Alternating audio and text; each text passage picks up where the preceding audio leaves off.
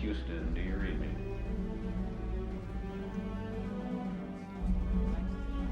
That's 4 minutes. Standing by.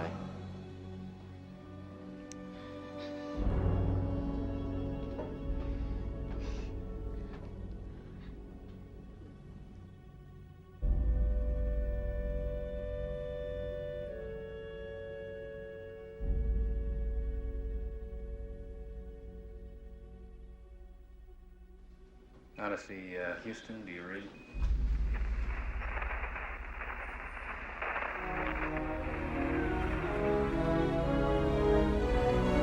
Hello, Houston. This is Odyssey.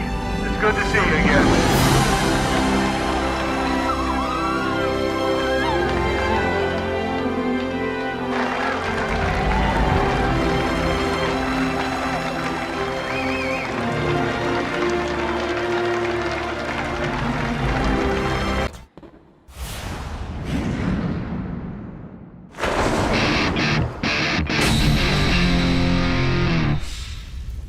なんだその適当な設定は。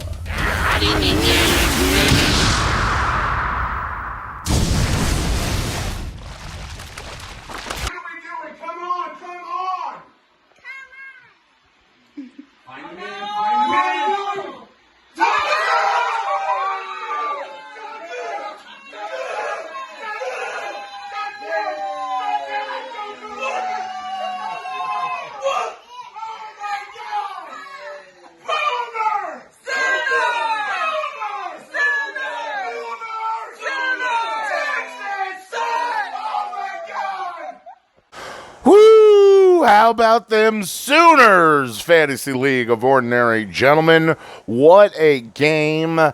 And for the last Big 12 Red River shootout between OU and Texas, you couldn't have asked for a better outcome, especially if you're from Oklahoma.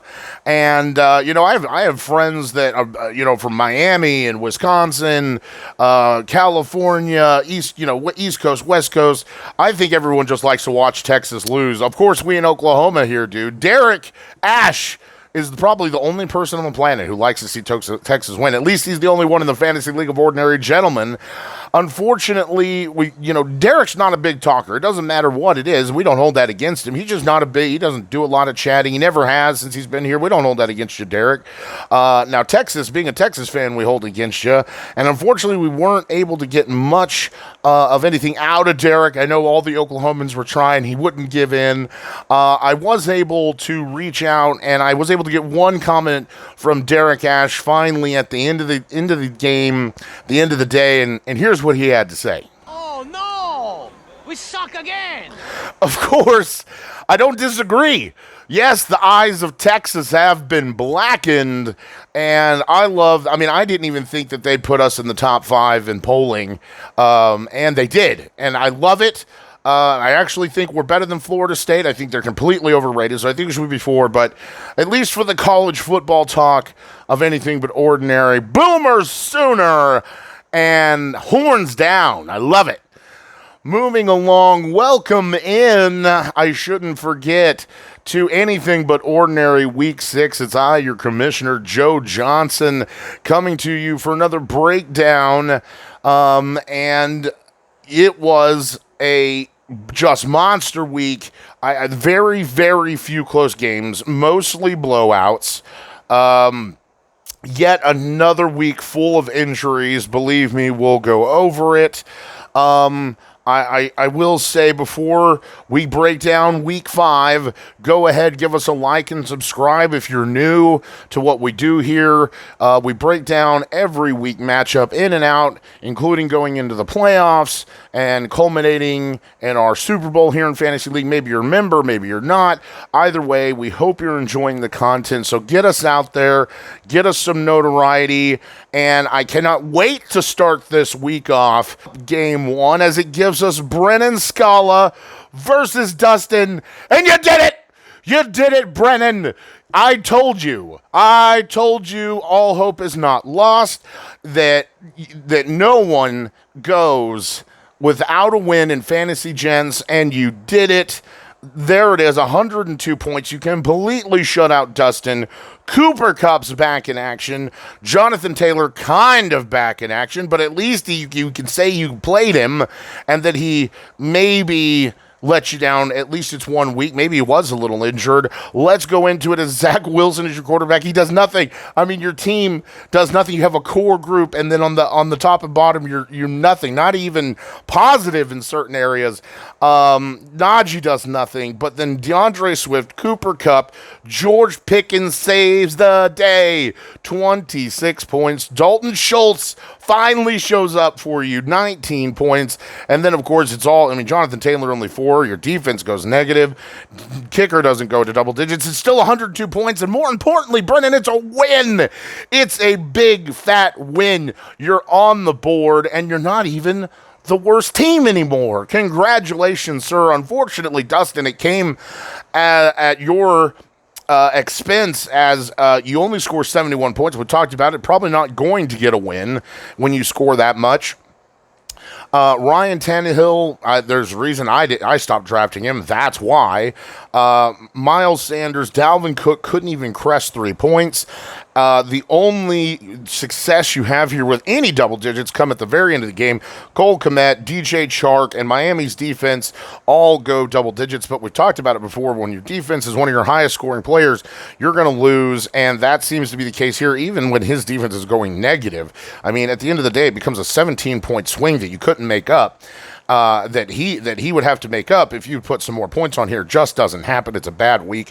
But guys, better luck, continuing luck if you're Brennan in week number 6. But I'm just glad that I was able to pick. Not only did I pick you, Brennan, but you won. So congratulations, and no alerts. You gotta love it. No alerts. Let's keep going. Our second game of week number 5 gave us the Grand Wizard, who his march continues as he destroys Evan Cole, sending Evan Cole to 0-5 to start the year. Rough start, my friend, and maybe thinking about making some changes. We'll talk about it here momentarily. We're not going to take anything away from you, Forrest, as you somehow managed to turn what I think is a horrible trade. I think other people might agree. Maybe they disagree. Maybe they're okay with it. Into continued production. Jalen Hurts, another monster game, 27 points. Madison and Mostert, 12-15. I mean, it's a very balanced outcome from all your team here. Deebo Samuel, 11. He actually would have had 2 touchdowns, but he was tackled right at the goal line, allowing CMC and Juice Check to get into the end zone. But he actually could have had well over 20 points in this game. A little subpar. It doesn't matter this week. Nico Collins finally comes back down to earth with 6. Nothing, big from Ferguson. We know that Goddard's sitting on your bench with 20 points. I don't even want to talk about it. My God, I know Aaron's just grinning from ear to ear. I'll never hear the end of it. Addison in a big play here with Justin Jefferson being injured with a hamstring. Buffalo defense and Moody the kicker. All together, it's 108 points. It's a solid point total. It's a solid win and yet another dominating play here in week 5. You'd sit you to 5-0 and remaining the only undefeated team here in FLoOG. Of course, Evan, 96 points is not too bad. You see what happens when we stress the emphasis of hitting 97, or even with someone like Forrest right now, you would definitely have to score over 100. What you really like to see here is that you're scoring higher, and that Alvin Kamara is putting up points consistently for 2 weeks in a row now. Mahomes, a little subpar. You don't like that. 19 points. And Derrick Henry, who was actually not outsnapped by Tajay Spears, but I have very serious concerns. Not red flags, and nothing to give you a warning right now, but definitely have some warning signals. I feel concerned that Derrick Henry is getting either outsnapped or with more snaps is doing less than Tajay Spears. And of course, where's Tajay Spears sitting? Forrest team. Alvin Kamara, we already talked about. Jerry Jeudy and Marvin Mims, and it was just a nightmare scenario again for Denver as we give up, yet another loss. to a team that is horrible, which proves that we're even more horrible. And I guess we've started the fire sale, and we gave up Randy Gregory recently. Tyler Conklin gets 10. Kendrick Bourne, hey, at least you can say you went positive here. That San Francisco defense destroyed Dallas, which gave you a good chunk of points here. Altogether, it just wasn't enough. And I will say you're getting to that point where, you need to be worried, Evan, because you need to get a win, and you need to get a win like this week, because when you start talking about losing 6, 7, if you lose 8 games, the chances of you going to the playoffs absolutely disappear. You're 3 games away from that. So, maybe making some moves to help things out in week 6. We'll talk about it. Game number 3 was a big blowout by Jack Little Raven, and of course, proving the commish wrong. Putting in 2 tight ends, they both score over 20 points, and you get a win. Shades of Derek Ash a couple years ago. We'll start with you, Aaron, as 88 points. Just a lackluster performance production-wise this week. Kirk Cousins does his job and gets 20 points, but James Conner goes out, and now we know is on IR. Chuba Hubbard, I think you're happy to get the 4 points here. That Carolina offense, it struggles, and clearly Miles Sanders starting, and they're just not getting a lot done. CeeDee Lamb and Tank Dell both end up with 8 points, and that's, basically Houston came back down to earth a little bit, and of course Dallas just getting smashed. T. Higbee only the 4, Garrett Wilson 8. It's our Denver defense sucks, but I guess we can be stingy, and it was all Denver there for a good portion of the game until we just decided to give up. Cincinnati's defense was your best play of the day behind your quarterback, and there it is again. Big time defense being your second highest scorer, just not enough to get a win. Even your kicker, 12 points, only 88 points to Jack's solid 107. Jared Goff, another huge day with 27 points. Really nothing going. Couldn't even get 10 points with both of your running backs here. Michael Gallup doesn't do anything, but where the day is saved, Detroit dominating Carolina. Reynolds, Kelsey, George Kittle, 17, 22, 27. Dallas's defense goes negative, and you were still able to pull a win. This game could have gone much, much differently. I think it could have been much closer had the production, obviously, there in the back half of your team not been there. But hey, you played the 2 tight ends. It worked out. Thank your lucky stars, Jack, and prepare for week 6. But yeah, what a win, and way to keep it going. Aaron, I know you'll be looking to make that up in week 6 yourself, sir. We're going to keep it moving here as we get Derek Ash, Josh Johnson, 2 veterans in this matchup, and it was a complete blowout. Josh, you didn't put up anything. 143 to 84. What can you say when you have a player that scores 50 points, several players having to deal with that, also being the beneficiary of those points. Derek, you being one of them, with DJ Moore scoring 49. Tua gets 16, several turnovers, so knocked off a little bit from his point total there. Tony Pollard gets stuffed up by San Francisco, who in my opinion looks like the best team in the NFL.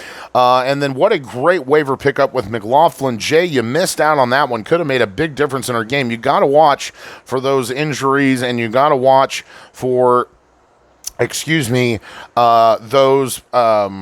those players that are going to fill in, that especially in our league, you may think they're not available, but that's just because, there's so many, with 16 people, there's not a lot of players left on the waiver wire, but sometimes they are, and this turns out to be a really good pickup to help to help Derek blow this game away. Chris Olave, Olave, right down to earth at 9 points. And then, as we talked about, DJ Moore exploding for the 50. Laporta gets 19, proving to be another great draft pick. And speaking of waiver pickups with Downs, who I tell you what, you picked him up right before me when I was targeting him. And what a great pickup, as he's definitely settled in with Indianapolis. And I do think that Gardner Minshew, being the quarterback, helps all the wide receivers in Indianapolis. Anthony Richardson's running all over the place, which is why he's injured again. We'll get to that in a minute, Aaron. Or Aaron Grogg, I should say. Downs is looking great, and another great waiver pickup. New England, the defense, and Aubrey, the kicker. I don't know if there was much that you could have done. I thought you had this game for a while, Josh. There on Thursday, Fields does exactly what no one was expecting him to do, and in that game against Washington's absolutely horrible defense, scores 32 points, but then the rest of the team just can't get it to go, as CMC only 13 points, Gibson got 10, nothing, couldn't get 4 points from your wide receivers put together. It's clear that Alex Pierce is the third, maybe even the fourth option in Indianapolis. Hawkinson, I love the 10. Big old goose egg from Hunter Henry. I told you, Joshua, stop trying to run 2 tight ends. Jack got lucky. I guarantee if he tries to do it in the playoffs, it'll be his doom. And I'm telling you now, I told you last week, I said the episode, don't run 2 tight ends. You did it anyway. This is what's supposed to happen to you, Jack, when you run 2 tight ends. So look at this and realize this is a possibility. Don't do it unless you have to. Understand, Jack, you may have had to, especially where you drafted him. That's beside the point. I'm just saying, Josh, not that it would have made a difference this week. Don't do that. Don't do it. Houston, the defense, Matt Gay, the kicker, just not enough as Matt Gay actually ends up being one of your highest. I didn't even see that. It was one of your highest scoring players, 12 there. Josh, looking to do better. Derek, love the production this week and looking to carry it into week 6. The blowouts continue as we look at this game between Austin Allen and Chandler Taylor, 2 rookies. Another name change for Austin, as we now are Herb, your enthusiasm, and your quarterback issue goes even more down the toilet as Mac Jones goes negative and eventually gets benched for Zappy in that game. And it's clear that, Mac Jones just doesn't have what it takes to run that offense, or any offense in the NFL, in my opinion. Isaiah Pacheco, you've got to be happy. I know you're getting 10, 13, maybe 15 points. I think that having been an owner of a Kansas City running back in the last several years, you're very happy with that. Gus Edwards, 4 points, okay. A.J. Brown and Puka Nacua did exactly what they need to do, and then I brought up the concerns that Puka Nacua owners may have. I don't know if they were your concerns. I would certainly think a little bit worried, but after this, Cooper Kupp having a monster day against a tough defense and both wide receivers proving absolutely to be amazing starts. Yeah, you are now safe assured in the knowledge that even with Cooper Kupp, Puka Nukem is going to be there for you week in, week out. Zach Ertz, another fine day, almost hits double digits. Mike Wilson, not what you wanted to see, and just not enough to help you get over the hump. Detroit and your kicker go positive and even hit the double digits. Only 85 points, just not enough from the overall team. Quarterback play killed you. And I don't know if it would have made a difference, as a good matchup, even in a losing game, proves that the at least the double stack, if you will, has a big play for your win here. Chandler Allen, Josh Allen getting 27 points. The running back core not too great. James Cook not good. You're not happy with that, but you do love A.J. Dillon on Monday night, only adding to your point total. But the fact that he got into the end zone, got double digits. Now, he only got 76 yards, and he was playing all night. So, I mean, it's really actually not that great. But at least if you were playing in a closer game, he got double digits in a 16-man league. That's very important. So you like to see that. And how long will Aaron Jones's injury keep him out? So you may have the starting running back for Green Bay at least for a week or two, maybe longer. I mistakenly said it, but here we are now. Stephon Diggs and D-Hop monster days. And this is what you wanted from D-Hop, where you drafted him, and hoping to get this kind of value. 22 points. We expect a 24 from Stephon Diggs. Kyle Pitts, 7 receptions, 87 yards. My God, 15 points. People were praying for this a year ago, and be happy that you got it. It definitely helps secure your win when Sky Moore only gets 3 points. 20 points from the defense. I mean, you had Allen wadded up in week number 5. Need to keep that momentum going, Chandler, and Allen looking to bounce back in week number 6. In what was a very exciting game, it was a blowout at the end of the day, but I mean, this game just couldn't give us enough of points and production.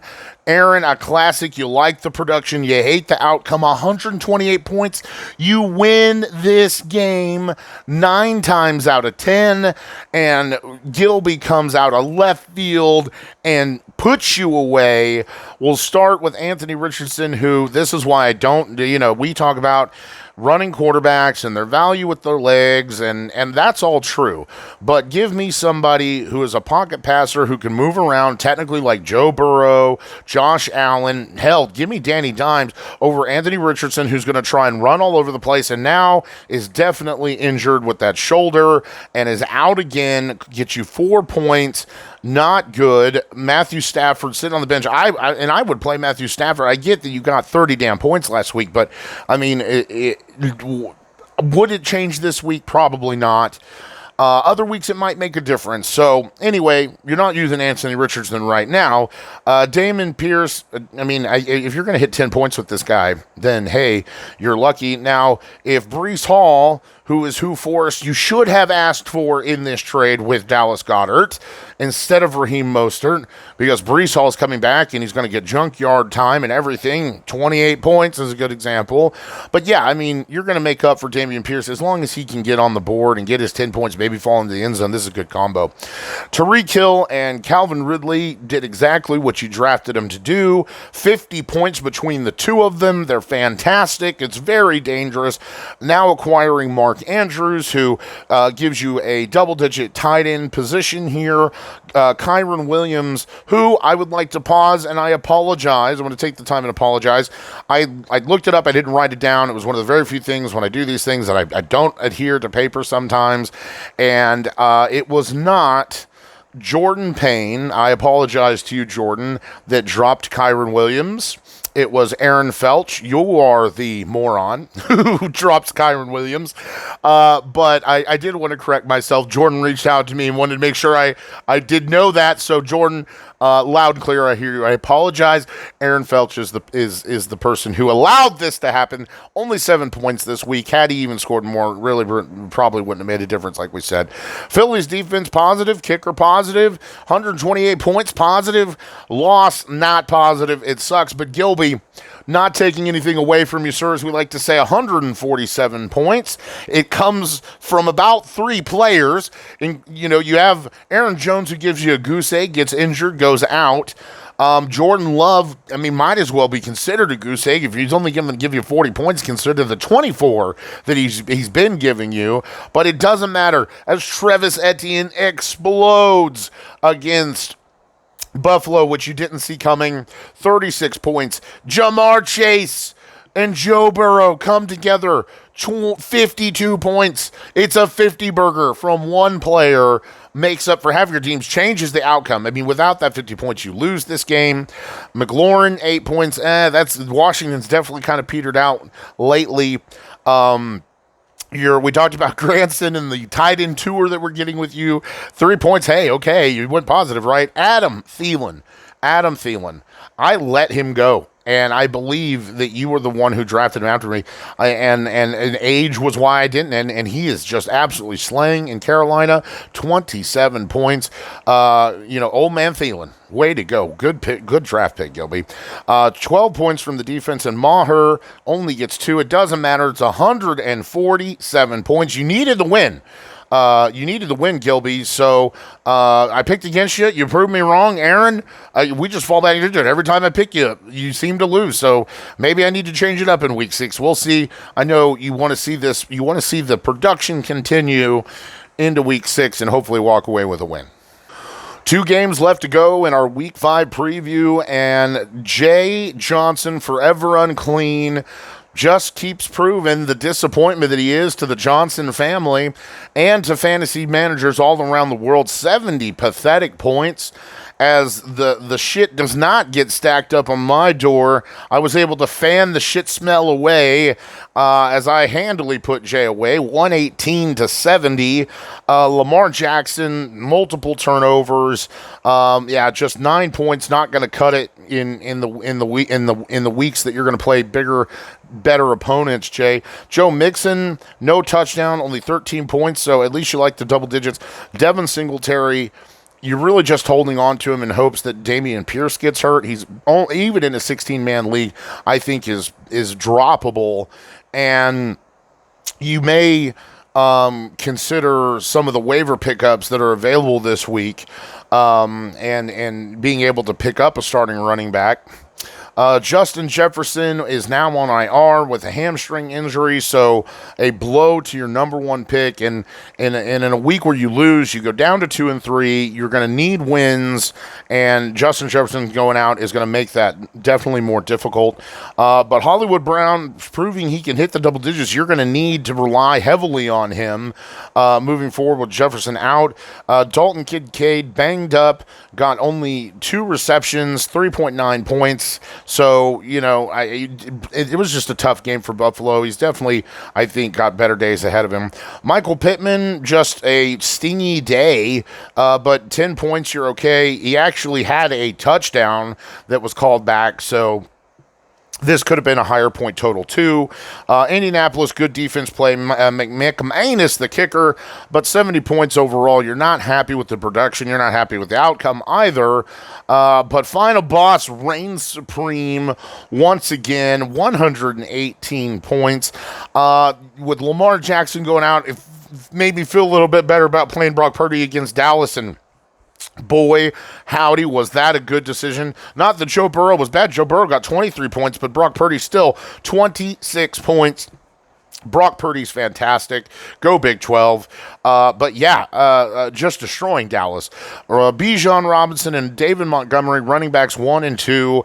And as long as on days where Bijan has a rough, stingy game and only gets maybe 10, 15 points, if Montgomery can continue his dominating performance, I mean, you saw what we all watched what happened with Dave Montgomery in Chicago, and I just think Chicago's got bad structure as an organization, but David Montgomery is looking fantastic, and I just am not only a little surprised, but I'm just truly loving the production that he's getting with the Detroit. Looks real. Dan Campbell's fantastic. If you aren't as just a football lover enjoying what's happening in Detroit, you're crazy. It's awesome. Sucks that Amon St. Brown is out. We'll talk about that. Zay Flowers and Rashi Rice go for 12 and 13, and what a nice week where I'm injured at wide receiver in a week that I'm have the number 1 wide receiver on bye with Keenan Allen, and Rashi Rice gets into the end zone.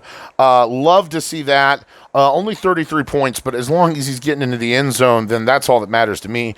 Luke Musgrave doesn't have the Logan Thomas 20 points that Aaron wanted to point out, but it gets me 9. It's fine. I'll take it. Christian Watson should have had a touchdown, would have had a touchdown if he wasn't horse collar tackled there at the very end. Green Bay just really looked out of sorts in that game, but still walked away with double-digit points for me. Denver manages 5 freaking points, and Sanders, the kicker, it's 118 to 70. I'm going to carry this into week number 6. And, of course, Jay, you've been one of the most consistent teams We have a lot of fun making fun of you because you suck so bad. But you have a very consistent team. It's the first time you've scored this low. It was a tough matchup. You're also dealing with some injuries. Playing the waiver wire this week, and just keep the faith. It's one bad week out of a whole month of more of consistent play. You'll have a better week in week 6. That will bring us our game of the week for week 5, and it was exactly that. 3 points, less than that, 2.5 points. Jordan almost gets his Monday Night Miracle and comes back. It just unfortunately was not going to happen. Let's start with you, Brock. A big win over a tough opponent. Congratulations.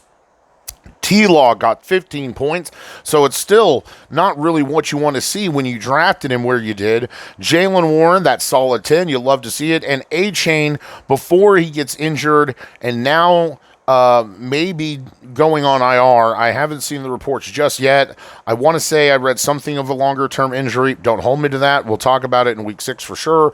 But 21 points before he does get injured absolutely helps you win this game. Jalen Waddle and Christian Kirk, 14. And that triple stack, I mean, I would say working out, and the fact that Evan Ingram gets 6 points here, and any change from a reception, a 10-yard difference changes the outcome of this game. So triple stack working in a big way for you. Williams, wide receiver from Detroit, doesn't do what you need him to do. It all went to Reynolds. My gosh, I've got to remember all the players here for Detroit all of a sudden. My God, as any one of them, I guess, could be fantasy relevant. Only 2 points, 6 from the defense, 10 from against, 102 points. You love the outcome. It's so close. With Jordan, we talk about that 97 number. You just cross it. You come within 2.5 points of winning. And Josh Dobbs looks like he came back down to earth from what has been going on. Cincinnati actually played the way Cincinnati has been expected to play. 2 turnovers in this game. It really stifles you. 8 points. I mean, you look at that. Those 2 turnovers change this to a win for you. Ramondre Stevens and Khalil Herbert, both, 10 points between the two of them. And, Herbert gets hurt in this game, so your running back core not doing what you needed it to do. Brennan Ayuk had a monster touchdown play. It was called back, so only 9 points at the end of the day. Michael Thomas gets his 10 points. Huzzah, huzzah. I don't know how, Jordan, I still don't know how you've been able to play Michael Thomas for 5 weeks of football and him score like 10 points a game. I truly am at a loss for that. Darren Waller, 16 points. How about that? In a game where they get shellacked by Miami, but I mean, if it doesn't matter as long as Darren Waller's getting the points, then that'll help you here. Josh Jacobs almost saves your day. 19 points. We knew he'd do better. This is what you were looking for, and comes within 30 yards. Maybe a reception or 2 in 10 yards. Just needed 2.5 more points to get you a win, and it doesn't happen. Baltimore, the defense, Karimi Fairbairn, 15 points. I mean, the India team did so much to try and bring a win to you. It just wasn't enough. Congratulations, Brock, not taking anything from you, sir. Bring up the standings after 5 weeks of fantasy football. And there, again, we talk about it. The dream season continues for Forrest Dozier. 5-0 going into week 6, and who can be the one to knock him off? Is it going to come down to bye weeks? Is that even going to make a difference? So much to break down. I mean, the trade, you saw what Goddard got, you saw what Mostert got, and now with Devon A-Chain gets hurt. And so, Mostert's a little banged up. I don't think it's going to be enough that it's going to change too much. So, I mean, yes, Jeff Wilson comes in, but we already know the story with Jeff Wilson. So, does this put Raheem Mostert right back in a top position more than he was? when you traded for him. Of course, now I do think you started the wrong tight end in week 5. If you have Goddard, you're going to start him over Ferguson, especially given the matchup. I'm sure you've learned that by now. But Forrest, what can I say, man? I mean, just a very, very nice start to your return to fantasy league. We talk a lot of shit, but again, as Joe, I'd love to see it. As final boss, I fucking hate it.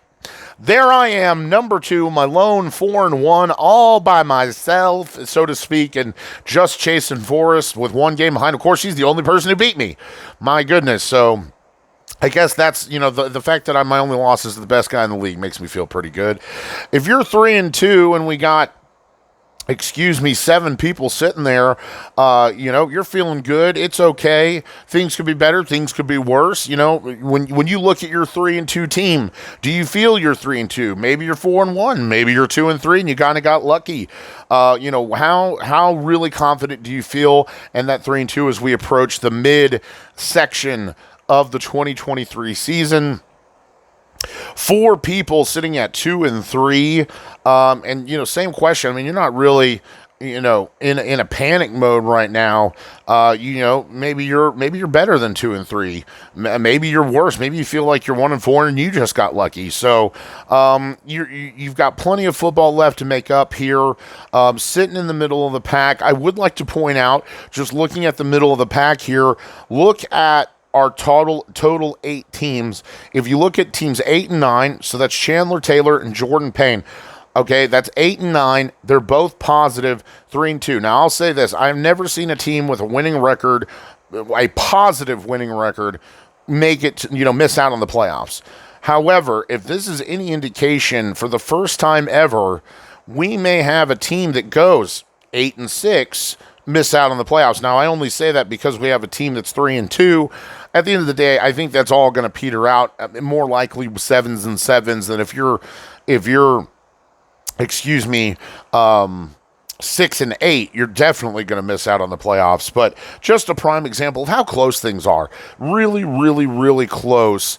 And everybody within, at the end of the day, everybody's within 5 games, and we have 9 games left to go. So plenty of time to get on the board, get wins, and make yourself known. 2 teams at 1-4, Brennan and Dustin. And Dustin, you're kind of reeling. Brennan, you're getting things going. You are one of these teams I'm talking about. You started off 0-4. You've got to win.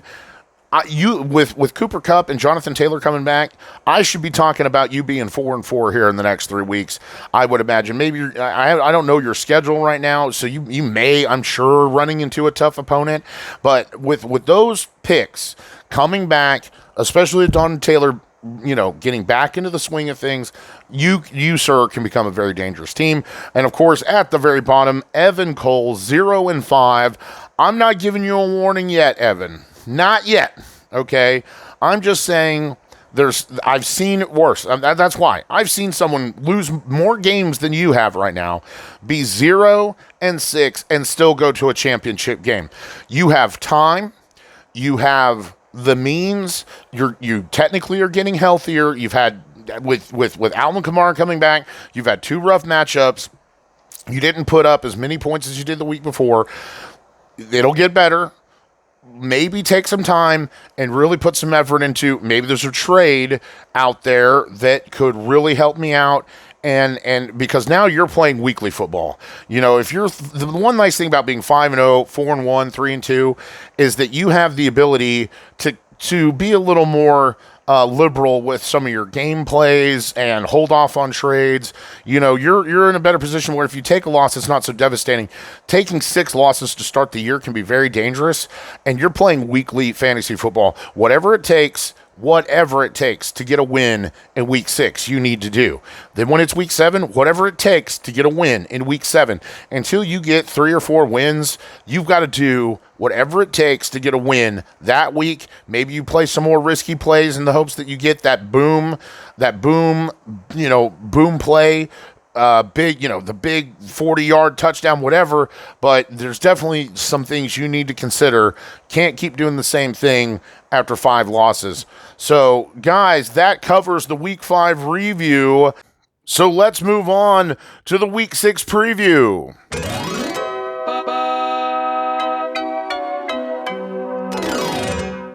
And to start the week off for the first time after 5 solid weeks, I do not have Brennan Scala in our first matchup. The game of shame where one owner is just guaranteed to get slaughtered. Evan Coles taking on Aaron Felch. This game, a 40-point difference, and it's actually in favor of you, Evan. You need a win.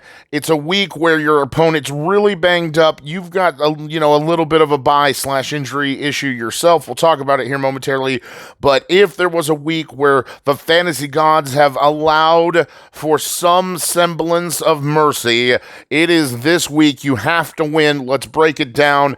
Patty Mahomes coming in, he gets a good matchup with Denver, probably going to kick our ass. I hate to say that, but I mean, we couldn't even stave off the freaking Jets. A field day, I'm sure, for the Chiefs coming. Derrick Henry, Alvin Kamara, running backs 1 and 2. You've been a little concerned with Derrick Henry getting outsnapped in most of the games here. Even the production when he's gotten the majority of snaps like last week is coming in behind the fantasy production of Tajay Spears. He has Baltimore. It's a stingy defense. Taper your expectation. Alvin Kamara's looked great, but also faces a tough defense with Houston, so taper that expectation. Chris Godwin, Jerry Jeudy, wide receivers 1 and 2. The matchups are so-so. Detroit and Kansas City, defenses that can prove to be tough but can be had. Tyler Conklin, the tight end. Curtis Samuel, waiver pickup from this week, which I like, against Atlanta. You're just not happy with Washington's offensive production as a whole, but I mean, I think can be a sneaky flex play this week. San Francisco, the defense, and Justin Tucker, the kicker. You're projected 116 points. Evan, it's one of your highest projected totals, and again, a 40-point difference over your opponent projected-wise. Aaron Felch comes into this game with bye weeks and injuries, lots of them. Green Bay, Dobbs there. Bye week wise, but then James Conner, Zay Jones, and Rashad Penny all out. Got some holes that we need to fill in here, and we imagine maybe your projection goes into the 80s here, Aaron. But a week where it's just not looking good for you, sir. Kirk Cousins comes in as your quarterback and gets Chicago, so you need him to have a big day if you're gonna come out and get a win here. James Conner, Chuba Hubbard, running backs 1 and 2, and James Conner going on to IR really hurts you here. And not a lot of running back depth in people's teams, much less the league. So a big hole to fill. CeeDee Lamb will be wide receiver 2, and Tank Dell questionable to play. I forgot to add him to your injury possibility. So many holes. Tyler Higbee needs a big game. At least it's Arizona, the defense.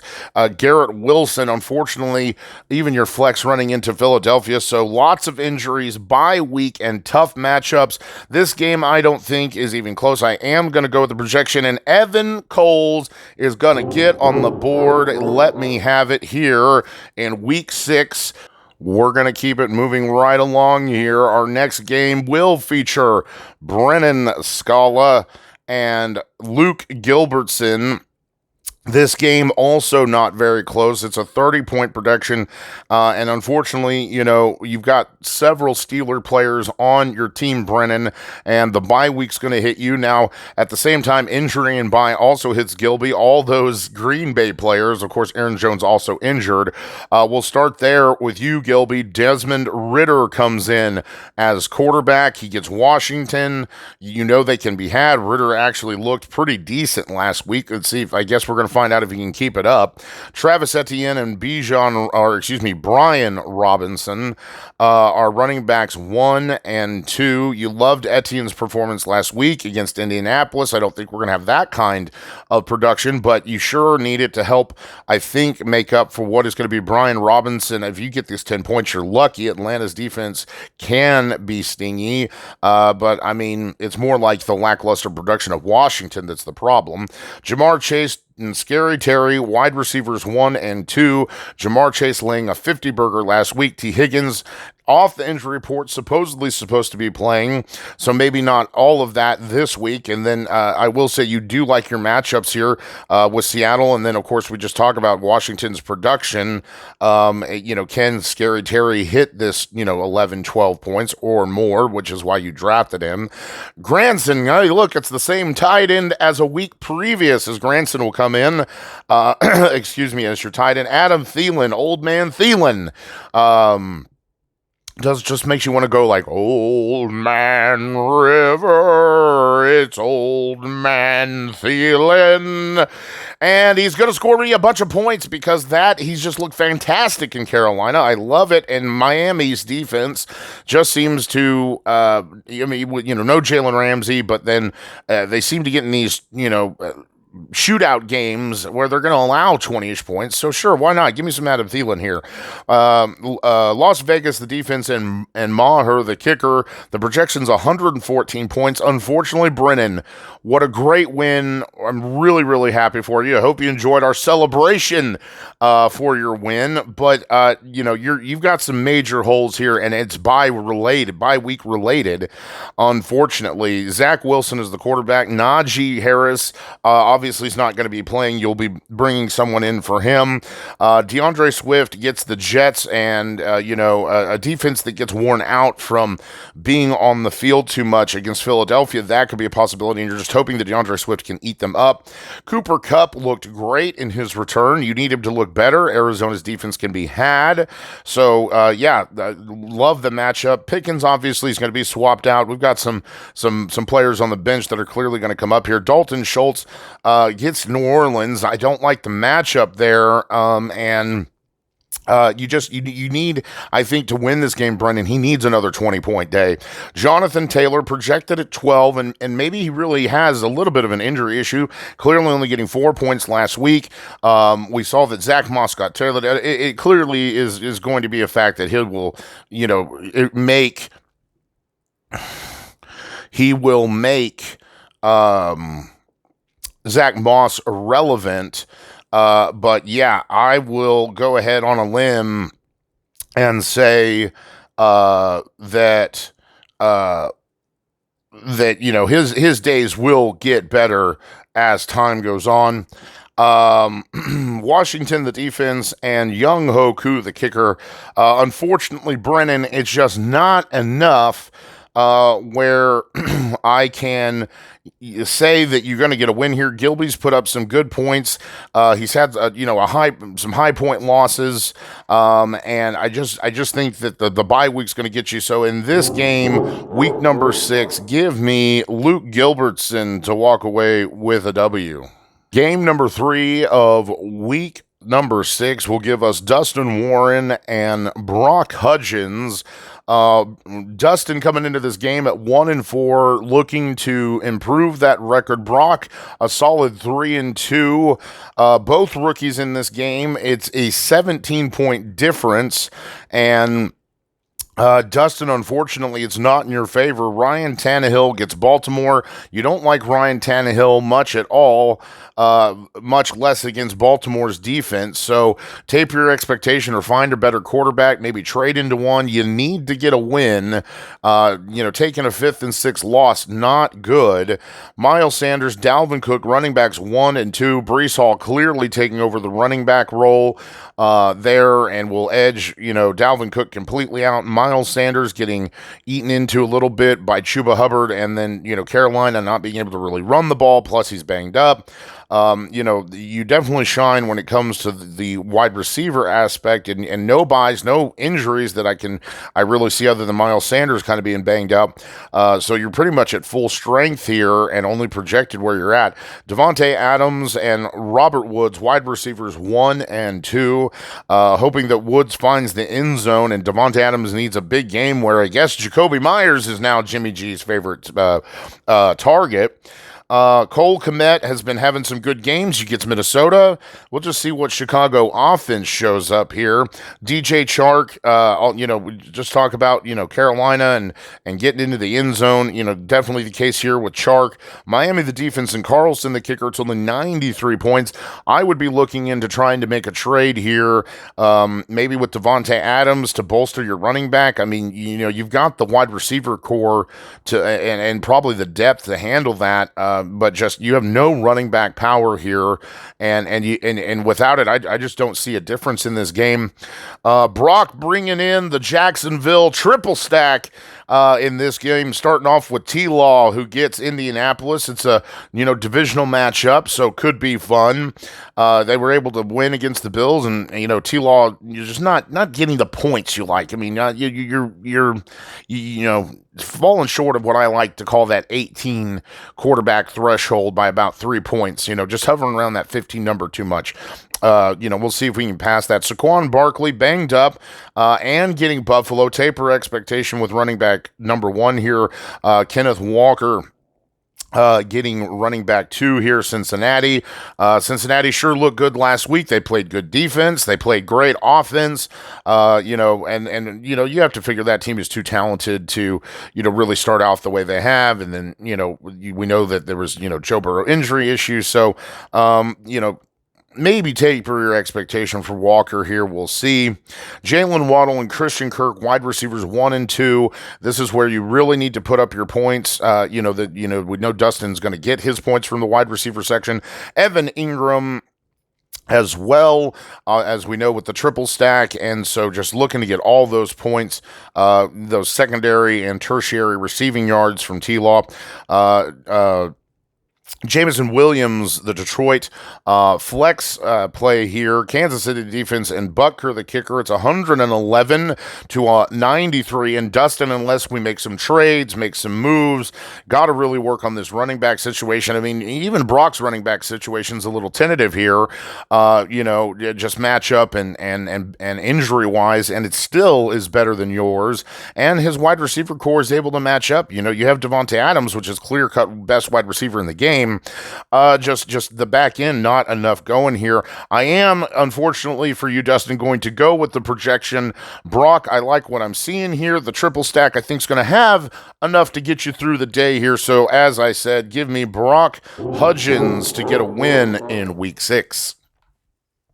Our next game features Jack Little Raven, a rookie taking on last year forever unclean Jay Johnson. And Jack Little Raven, I know you can paint with all the colors of the wind. Did you know that there was shit that you're painting with, as the shit winds have arrived at your doorstep, sir?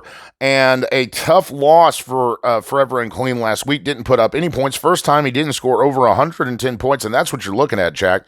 Not that you haven't put up the points yourself, but someone who normally is putting up 115 points a game. In this projection, I will say you are projected to lose. You're coming in this game, the 3-2. You've got the better record, but Jared Goff runs into Tampa Bay. They have been stingy. Taper your expectation here. Zach Moss and Ramondre Stevens come in with that trade. And I would just want to say, good job. Aaron and me, not the only ones to finally make a trade. I get that we all kind of don't know each other when it comes to, we've got, half the league is rookies this year. And, basically either all know me or maybe Aaron and me. And then, of course, the veterans all know each other, are familiar with each other. But then the rooks know, whoever brought them in and maybe who they're friends with that were already here before, which, of course, may be limited to 2-3 people at most. And I am one of those 2 or 3 people. So, I understand how trading can seem slow. And then, everyone, playing in a 16-man league and what those trades can do. I'm just saying I'm glad to see that I and Aaron Grog are not the only people making trades. And 2 rookies made a trade. I just love it. So good. I don't necessarily like this trade. I think you got kind of caught up in the numbers, that 3-for-1 did seem appealing. I don't think it really solves anything for you, Jack. I actually think that Jordan walks away the winner of that. Nevertheless, let's break it down. Moss gets Jacksonville. You're still hoping he's somewhat relevant and that Jonathan Taylor doesn't completely take over that running back field. Ramondre Stevens, now the worries that I had with Jordan, I relay to you. And that is to say, look, that offense is horrible. The Ezekiel Elliott is cutting into Ramondre Stevens' touches, and he's getting the goal line work. So, you get Las Vegas. That's your biggest, joy here. Where I love that you shine Mike Evans, and then I like that DK Metcalf, but, oh, God, Reynolds here in Detroit in this matchup with Tampa Bay. You see the projections a little low. Mike Evans needs to make up for those points this week. Here it comes, the double tight end start. Travis Kelce, who's a little banged up, but you love the matchup with Denver, could well go into the 20s. George Kittle, tape your expectation, runs into Cleveland. They have the number 5 overall defense in the league. Dallas's defense and Bass, the kicker, the projection overall, it's 101. You're definitely, I think, going to need Dallas to have one of those dominating 20-point days to make a difference in this game, as Forever Unclean has a stinky way of fucking your week up, and again, has been very consistent, just in a very subpar week last week. Jay, we break it down as Lamar Jackson has got to do better than 9 points, and against Tennessee, you like that matchup. They're not good on defense. Yeah, this should be a bounce-back game for Lamar. Joe Mixon and I try to pronounce this correct. Amari DiMercado, and what a waiver wire pickup.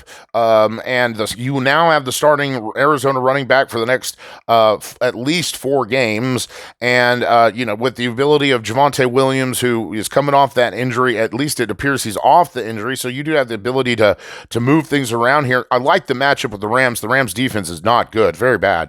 Michael Pittman and Jacoby Myers coming in on this game, wide receivers 1 and 2. The biggest thing that we note here in the wide receiver area is that your best player in Justin Jefferson, number 1 overall pick, hamstring issue, at least 4 games gone. And, we'll talk about what that means for Forrest. I think Aaron put it in the correct terms. We'll get there. Either way, enough depth here that you can actually absorb some of that loss. And with Jacoby Myers looking better than Devontae Adams, I mean, I think it's not horrible.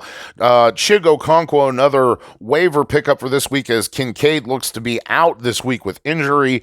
Hollywood Brown coming in at the flex, and you love the matchup with the Rams. Again, good matchup here. Jacksonville, the defense, and Micah Manus, the kicker. It's 110.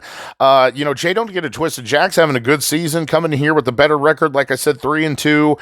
Doesn't have the major. You lose your best asset, but you somehow reinforce your running back situation this week. So you balance yourself out. It's gonna be close. But if I have to make a projected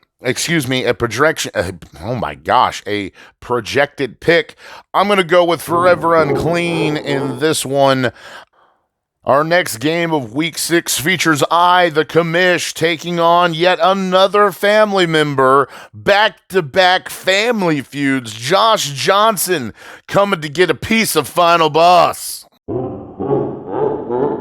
And Josh, that the hope is not good when you come to play the toughest guy in the league. Let's be honest.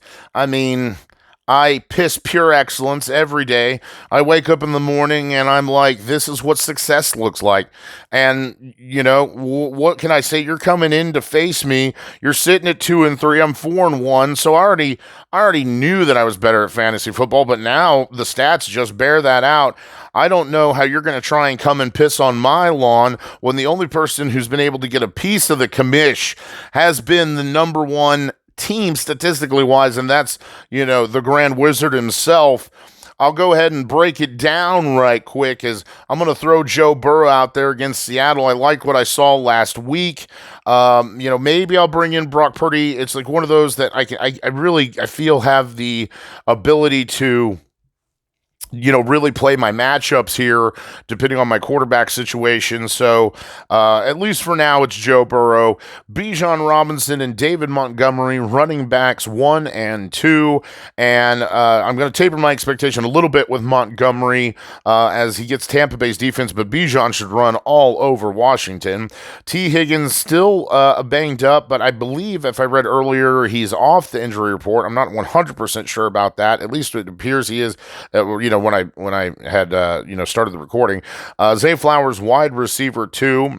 Logan Thomas will come in as my tight end, as Musgrave is on a bye week, as well as Christian Watson. So catch me on a little bit of a bye week here. Keenan Allen, the number 1 wide receiver in NFL and fantasy scoring, will come in as my flex play. Unfortunately, gets Dallas, so we'll see how that plans out. And a slight taper of expectation, but Dallas just got manhandled, and I can see the Chargers after a full rest of week doing it again. Cleveland's defense and Sanders, the kicker, it's 116.8, and I will say we have the closest matchup, at least on paper, within 0.3 points of each other.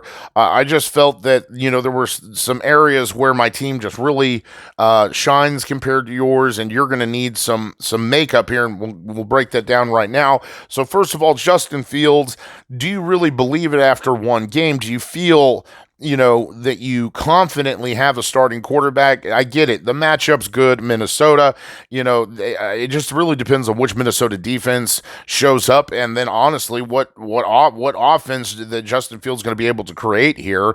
CMC gets Cleveland. You're tapering your expectation a little bit here because of Cleveland. Jarrett McKinnon is a touchdown dependent running back. You're just hoping he falls into the end zone against Denver. I guess it's possible. Our defense is bad enough. Devontae Smith and Tyler Lockett, where you really start to shine here, wide receivers 1 and 2. Taper expectations a little bit as we get Devontae Smith gets the Jets, and then we talked about it. Cincinnati playing a lot better all of a sudden. Does that mean Tyler Lockett gets stifled as well? We'll see.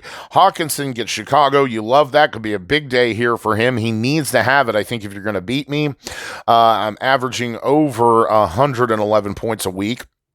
JSN comes on off the bye against Cincinnati, so a little matchup dependent here, but going for all the primary and tertiary receiving yards there for Seattle. Atlanta, the defense, a good waiver pickup. You literally beat me, you bastard. I literally woke up and was about to. I had to go take a piss, and I was going to pick them up. True story. Woke up this morning, went to take a piss, was going to pick up Atlanta's defense, and then Josh Johnson, ass early in the morning, somehow awake, picking up Atlanta's defense. So, good to you, sir. Gave the kicker, and it's 116.5.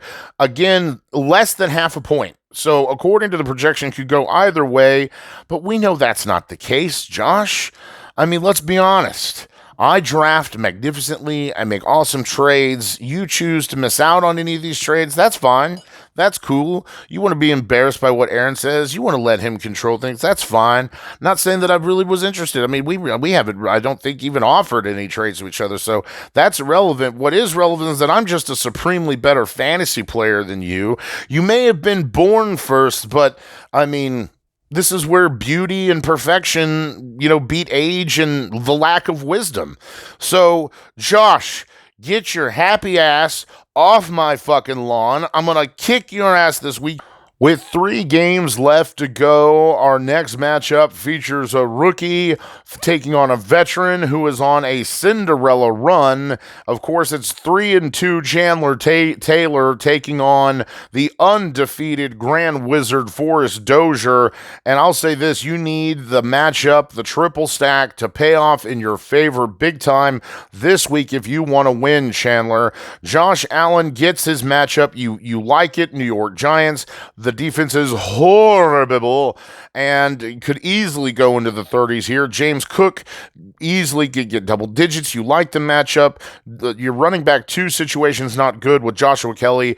Even with Eckler out, it looks like he's struggling, and just the air raid that is coming from the offense there with the Chargers. So taper your expectation as well against Dallas. Stephon Diggs and D-Hop, wide receivers 1 and 2. Again, you love the matchup with Buffalo here. What you don't like is D-Hop running into Baltimore. You'll taper your expectation.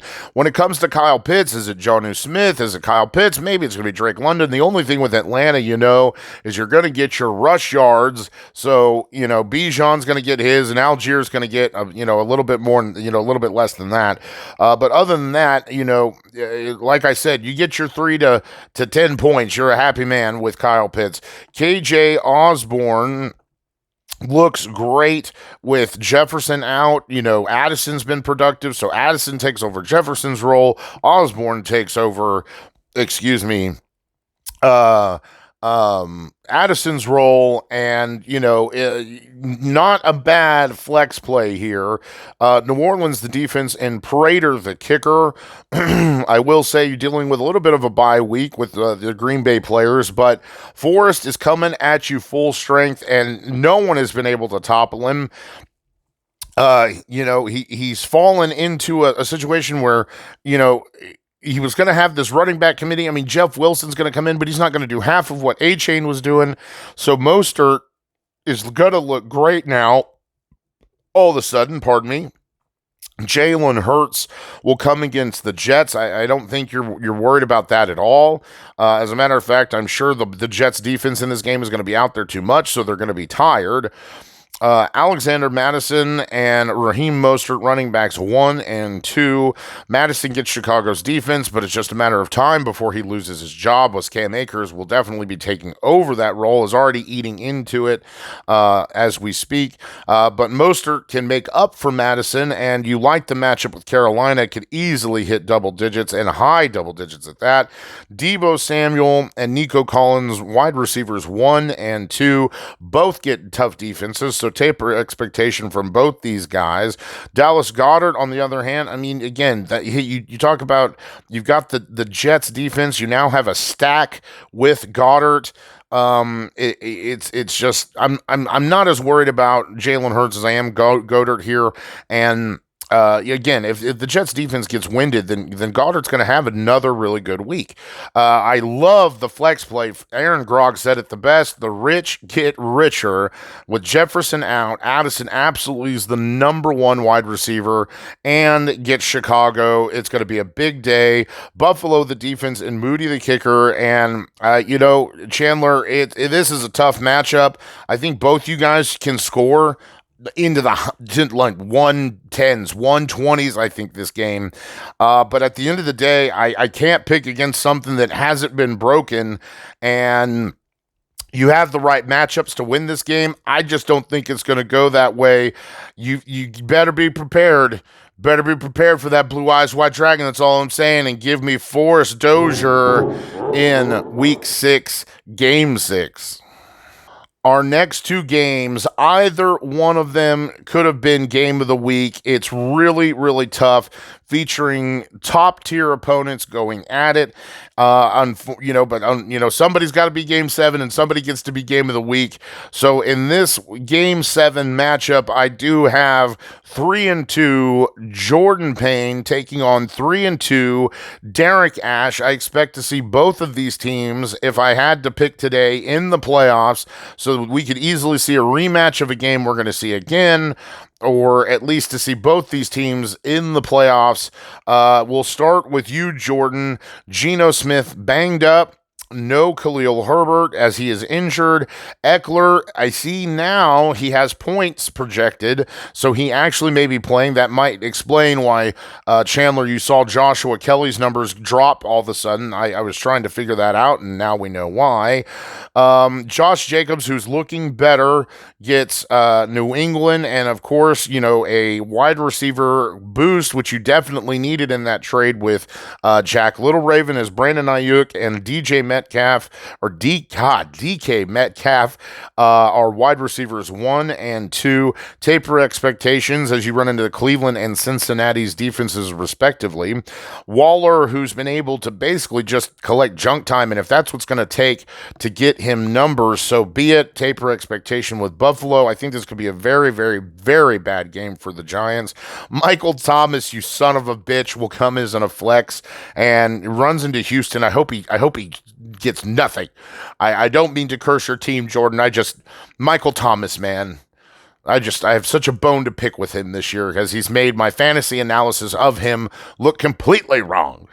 Baltimore, the defense, and Fairbairn, the kicker. It's 121 points on the projection. You're going up against someone who's at least scored 118, and it's funny that that's your average because that's what you're projected. One of the most consistent teams of the 2023 season. Derek, big game here against a tough rookie opponent. Jeremy Gibbs, Jareem Gibbs, whatever. He is going to be out with a hamstring issue. Tua Tagovailoa will be your quarterback here against Carolina. Love it all day. Tony Pollard has got to have a better game than he did, but against a Chargers defense, which is not nearly as tough as that San Francisco defense, and I think they're going to come out playing angry. I think he'll be all right. Roshan Johnson, banged up, but it looks like he will be getting the starting role, so, I mean, you need him to do well against Minnesota, possible. Again, when we talk about Chicago, what offense are we going to get? Okay. DJ Moore and Josh Downs, wide receiver 1 and 2, and DJ Moore's exploded. Can he do it again against Minnesota? Again, we'll see what Chicago defense comes up, but in a matchup with the Minnesota defense that can be had, it's entirely possible. I just feel like Chicago's offense is worse than Minnesota's defense, so I'm not happy about any Chicago starts here. Laporta, who I love, and I know you do too, tapering expectation against Tampa Bay. It's just a tough matchup. Chris Olave in the flex play, which I love, definitely matches. I mean, I don't think you're worried here, but which one of these New Orleans wide receivers will get more points may make a difference in this game in the weirdest way. I swear to God, if Michael Thomas saves you from Chris Olave this week, Jordan, you son of a bitch. New England, the defense, and Aubrey, the kicker. It is very, very close. This game could go either way. I truly have no idea who I should pick, but if I have to go with the team that I think looks more balanced, I don't like the Waller play. I don't like Michael Thomas. Oh man, but the running back situation is so much better, and arguably the wide receiver situation could be better.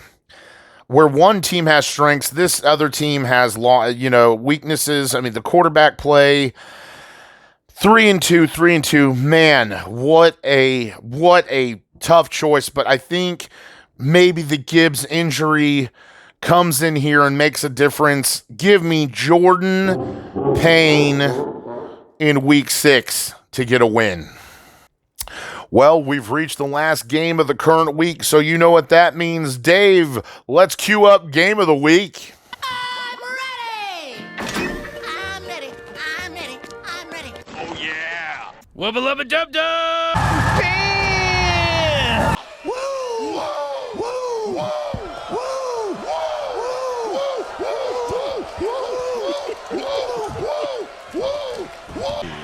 Ladies and gentlemen, let's get ready to rumble!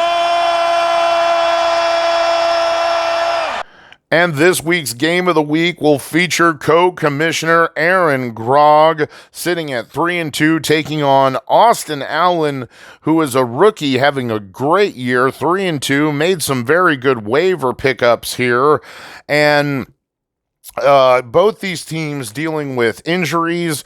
For you, Aaron Grog, Anthony Richardson now placed on IR. Matthew Stafford comes up, gets Arizona. I like it.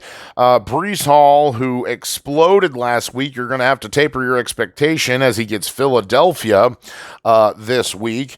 Kyron Williams gets Arizona. So, yeah, you love that, and got the little halfback quarterback stack there with Stafford. Tyreek Hill and Calvin Ridley, the Indianapolis game with Ridley, divisional matchup. You're not wholly worried about it. You love the Tyreek Hill matchup with Carolina. Mark Andrews, a great play against Tennessee. I love it. And Dameon Pierce, which I don't really like, and New Orleans does have a stingy defense, so we're tapering expectation there. Philadelphia, the defense, and Patterson, the kicker. Your projection's 126. It's about 10 points more than Austin here. Austin... Herbert's coming off the bye. I guess he's a little banged up, because he had the busted finger, but it's on the non-throwing hand. You're not worried. Isaiah Pacheco and Jerome Ford, running backs 1 and 2, and you really need, with these games, Pacheco against Denver could be great. You're gonna have look what happened to Tony Pollard last week. So Jerome Ford, tapering expectation. I don't know if we're going to hit that 12 points, and Cleveland's offense has sure gone downhill fast with no Deshaun Watson, Chubb. It's not good. AJ Brown and Puka Nacua, wide receivers 1 and 2. Like I said, really just depends on how much time the Jets defense is going to be out here. AJ Brown could have a spectacular day. He could have a lackluster day. Don't get too high hopes. I don't want to even say taper expectations, just kind of like, hey, AJ Brown, I like him. Puka, on the other hand, I love, and you saw he was still relevant. He gets Arizona. You just don't like, in this case, Aaron, you don't like throwing to his wide receiver. Zach Ertz, the tight end, again, another great matchup. The Rams don't have a particularly good defense. Gus Edward, which I don't like. Yes, it's Tennessee, but I would almost rather take my chances with a low-end wide receiver here. None of the running backs other than Lamar Jackson, any running back in Baltimore is testy waters to me. Detroit, the defense, and Elliott, the kicker. It's 115 to 126. This game is really dynamic in the situational setup. Both these teams sitting in 3 and 2. I imagine both these teams are going to be in the playoffs, just like Jordan and Derek, putting up big numbers. It was a big point total last week. Aaron, I said we liked the production. You didn't like the outcome, but it doesn't matter now because it's week 6, and I have to say, it's a little bit shaky on the running back front, Austin, and the wide receiver cores here are real close, but at the end of the day, Mark Andrews definitely edges out Zach Ertz, and then I think both these flex plays are bad. Both bad running back plays. But if you had to say, I guess I'd rather have Dameon Pierce than Gus Edwards. This could almost come down to what happens at the bottom half of the team, maybe a defense or a kicker here. Austin, you may like this because it seems to go the opposite way every time I do it, but in game of the week, give me Aaron Grog to pick up a win over Austin Allen. And hey, Austin, maybe I'm giving you a win here, and we don't even know about it. Oh, guys, that covers week number 6. Let's go into the power rankings. And as you can see, just like last week, even with a loss, Aaron Grog still remains, with that trade with Forrest, putting him at the number 1 overall projected team after what would be 14 weeks. Sitting right behind him at 2, 3, 4, and 5 are myself, Derek, Ash, Jordan. And you can see you guys going at it this week. Jordan and Derek, you're sitting right next to each other. And then, we talk about there's Aaron and Austin sitting at 1 and 5. This is going to be a great matchup. Sitting right behind him is Brock, Forrest Dozier and Gilby projected to sneak in with that number 8 spot. And again, we talk about what's going to keep me in the top 8, what's going to get me in the top 8, get me out of this bottom 8. So looking at those bottom 8 teams, Josh Chandler and Jack Little Raven, quote unquote, on the outside looking in. And to finish up there, you've got Brennan, who's come from the bottom of the list all the way up to 12. So you see, guys, we got at the end of the day, this really means nothing. It's just fun to talk about and look at wise, and think what could be. But Brennan went up 5 spots from the bottom of the league. So congratulations to you, Brennan, on showing that kind of an improvement. Dustin, Jay Johnson, Aaron Felch, and Evan Cole's now sitting towards the bottom, trying to do a little better. Guys, I wish everyone luck, unless, of course, you're my dirty, rotten cousin, you rat bastard Josh. Get the fuck off my lawn. Everybody else, have a good week. And, of course, get us out there, like and subscribe.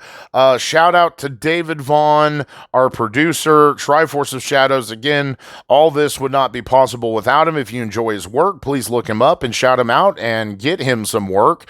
But as for the Fantasy League of Ordinary Gentlemen, anything but ordinary, week 6, peace out.